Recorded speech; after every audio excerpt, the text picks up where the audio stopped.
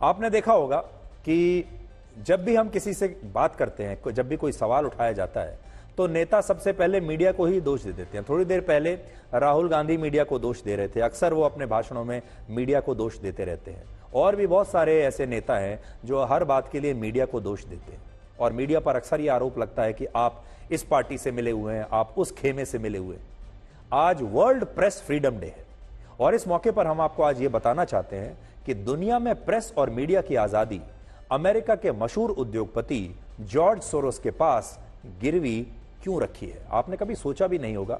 आप अक्सर सुनते रहते हैं कि ये प्रेस फ्रीडम इंडेक्स है, इसमें भारत की स्थिति क्या है, बड़ी खराब है, और आपको लगता होगा कि वाकई में भारत में मीडिया की स्थिति बड़ी खराब है। आज उसका एक छोटा सा विश्लेषण आपके लिए करते हैं। इस साल के प्रेस फ्रीडम इंडेक्स में भारत को 180 देशों की सूची में 159वें स्थान पर रखा गया है। 159 ये रैंक है भारत की, जो बहुत खराब मानी जाएगी। और ये इंडेक्स कहता है कि पाकिस्तान, श्रीलंका, यमन, फिलिस्तीन, लीबिया, ओमान, कुवैत, मालदीव्स और कतर जैसे देशों में भी प्रेस और मीडिया के पास भारत से ज्यादा आजादी है, जबकि इस सूची में भारत को प्रेस फ्रीडम में नॉर्थ कोरिया और चीन जैसे देशों के साथ रखा गया है। क्या आपको ऐसा लगता है कि हमारे देश में चीन जैसी स्थिति हो गई है मीडिया के मामले में? क्या नॉर्थ कोरिया जैसी, उत्तर कोरिया जैसी स्थिति हमारे देश में हो गई है? इस इंडेक्स के मुताबिक प्रेस की आजादी के मामले में नॉर्वे, डेनमार्क, स्वीडन, नेदरलैंड्स और फिनलैंड दुनिया के टॉप 5 देश हैं, जबकि ब्रिटेन इस सूची में 23वें नंबर पर है और अमेरिका जैसा देश भी 55वें स्थान पर है। हैरानी की बात यह है कि भारत वो देश है जहां आज भी मीडिया प्रधानमंत्री मोदी, सोनिया गांधी, राहुल गांधी या किसी भी पार्टी के नेता या किसी भी राज्य के मुख्यमंत्री की खुलकर आलोचना कर सकता है और करता भी है। आपने देखा होगा कि हमारे देश में प्रधानमंत्री मोदी की खुलकर आलोचना होती है, राहुल गांधी की खुलकर आलोचना होती है, सोनिया गांधी की खुलकर आलोचना होती है, ममता बनर्जी की आलोचना होती है, लालू यादव की आलोचना होती है, डीएमके की होती है, उद्धव ठाकरे की होती है।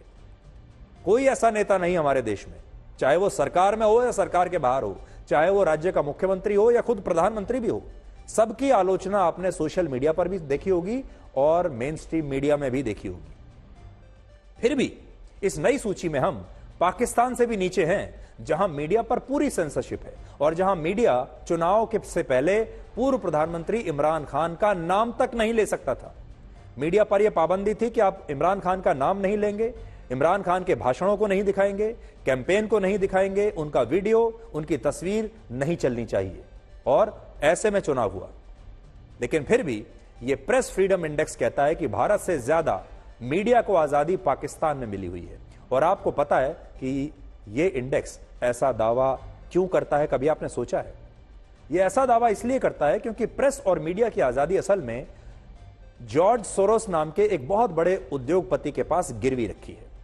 फ्रांस में रिपोर्टर्स विदाउट बॉर्डर्स नाम का जो एनजीओ हर साल इस इंडेक्स को जारी करता है, उसे जॉर्ज सोरोस के एनजीओ ओपन सोसाइटी फाउंडेशन से डोनेशन मिलता है। और आप खुद सोचिए, जब इस एनजीओ को डोनेशन ही एक ऐसे व्यक्ति से मिल रहा है जिसकी संस्था को भारत सरकार ने वॉच लिस्ट में डाला हुआ है, तो फिर इस प्रेस फ्रीडम इंडेक्स में भारत 180 देशों में 159वें स्थान पर नहीं होगा तो फिर कहां होगा? हम मानते हैं कि भारत में प्रेस और मीडिया के सामने कई चुनौतियां हैं, इससे कोई इनकार नहीं कर सकता। और अब हमारे देश में पत्रकारों पर खबर दिखाने के लिए अलग अलग राज्यों में कहीं कहीं आपने देखा होगा, पत्रकारों ने जरा सा कुछ दिखाया जो किसी पार्टी को पसंद नहीं आया, किसी नेता को पसंद नहीं आया, तो पत्रकारों पर अक्सर एफआईआर दर्ज हो जाती है, पत्रकारों पर कानूनी मुकदमे दायर कर दिए जाते हैं, कितने पत्रकार हमारे देश में गिरफ्तार हो जाते हैं। और इन चुनौतियों को आज भी हम नजरअंदाज नहीं कर सकते। आज भी अगर आप देखेंगे, जब टीवी पर डिबेट होता है तो अक्सर जो नेता हैं अब वो पत्रकारों का ही अपमान करने लगे हैं, पत्रकारों को धमकी देने लगे हैं। इसी तरह आपने देखा होगा कि जब प्रेस कॉन्फ्रेंस में भी कोई पत्रकार सवाल पूछता है तो नेता अक्सर कहते हैं आप तो दूसरी पार्टी से मिले हुए हैं, यानी वो मीडिया को दोष देना शुरू कर देते हैं। अगर विपक्ष नहीं जीतता तो वो मीडिया को दोष देता है कि आप हमें दिखाते ही नहीं है। यानी मीडिया में काम करना भी अब भारत में एक चुनौतीपूर्ण बन गया है। ये बात सही है, आप सबको खुश नहीं रख सकते, ना पक्ष को ना विपक्ष को, सरकार को भी खुश नहीं रख सकते और विपक्ष को भी नहीं रख सकते, क्योंकि सेंसिबिलिटी जो सेंसिटिविटी है इस मामले में वो बहुत बढ़ गई है। लोग, नेता भी बहुत सेंसिटिव हो गए। लेकिन इसका मतलब यह भी नहीं है कि प्रेस की आजादी के मामले में भारत की स्थिति पाकिस्तान या कतर या कुवैत जैसे देशों से भी खराब हो गई है। चुनौतियां तो हमारे देश में हैं, यह मैं मानता हूं, लेकिन आज भी जैसा मैंने आपको बताया, आज भी अगर आप चाहें तो सोशल मीडिया पर प्रधानमंत्री मोदी के लिए कुछ भी लिख सकते हैं। आप टीवी मीडिया में भी अगर आप देखेंगे, मेन स्ट्रीम मीडिया में सब नेताओं की आलोचना हो रही है, उससे कोई आपको रोकता नहीं है। असल में हकीकत यह है कि जॉर्ज सोरोस जैसे शक्तिशाली लोग और उनके एनजीओज ने दुनिया में प्रेस फ्रीडम का एक मजाक बनाकर रख दिया है।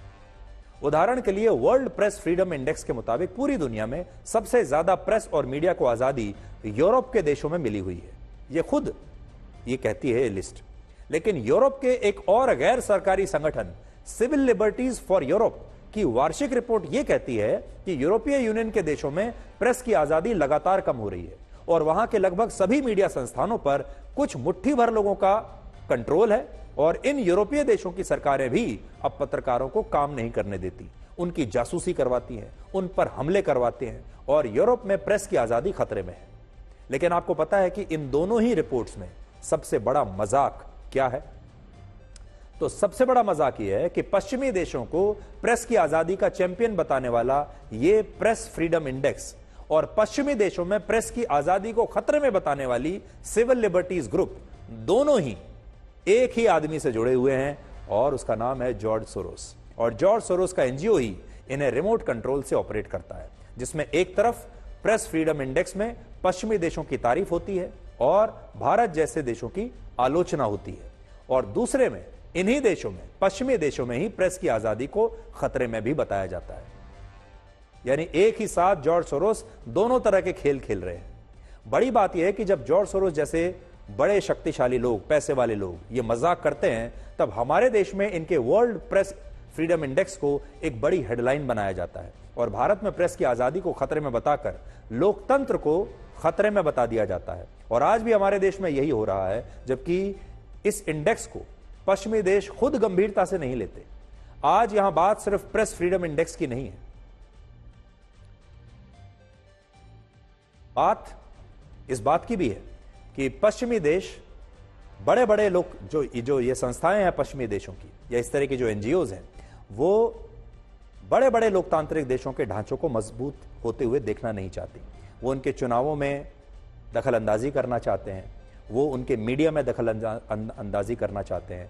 और जैसे ही ये खबर आती है कि भारत में मीडिया की आज़ादी खतरे में आ रही है, भारत का ही अपना विपक्ष, भारत के ही विपक्षी दल सबसे पहले उसका स्वागत करने लगते हैं और कहने लगते हैं कि देखिए हमारे देश में मीडिया की जो आज़ादी है वो खतरे में आ गई है। अब आप खुद इसके बारे में सोचिएगा, इसमें बहुत बड़े बड़े ऐसे प्लेयर्स हैं जो इस तरह की लिस्ट को, इस तरह के संगठनों को अपने रिमोट कंट्रोल से चलाते हैं और फिर वो ये देखते हैं कि उन्हें किस चीज़ में फ़ायदा है और कहाँ नुकसान।